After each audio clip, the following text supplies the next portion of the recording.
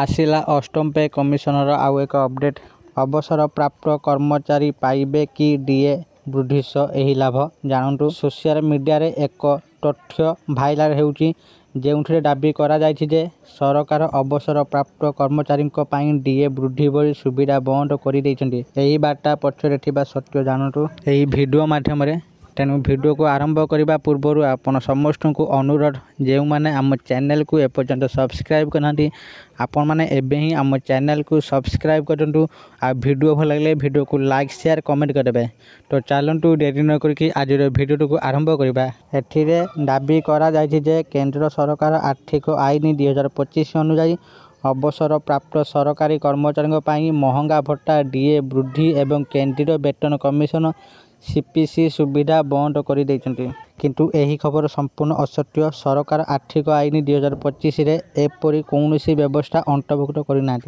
उक्त बार्तार लेखा जाइछि नूतन नियम अनुसार पेंशन भोगी माने आउ महंगा भत्ता डीए वृद्धि किंबा आगामी अष्टम वेतन कमिशन समेत भविष्य में पेंशन कमिशन लाभ पाइबा पई योग्य हेबे नाही। अर्थ आईन 2025 रे कहा जे अवसर प्राप्त कर्मचारी आर्थिक लाभ बजाय रखा सरकार दायी रहिबे नाही। एहार अर्थ हेउछि जे जेउ माने पूर्व अवसर नहीं सारी सेमानक पई पेंशन कमिशन लाभ एवं डीए वृद्धि प्रযোज्य हेबो नाही।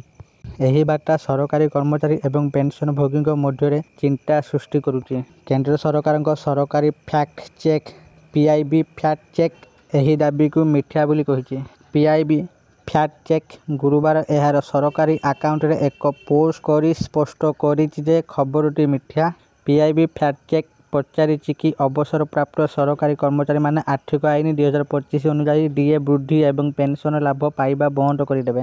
व्हाट्सएप रे एक मेसेज भाइराल हेउछि जेउठिरे दाबी करा जायछि जे केंद्र सरकार आर्थिक आईन 2025 अनुसार अवसर प्राप्त कर्मचारी पई डीए वृद्धि एवं वेतन कमिशन संशोधन भली अवसर परवर्ती सुविधा बंद कर देइछन्ति। एही दाबी मिथ्या।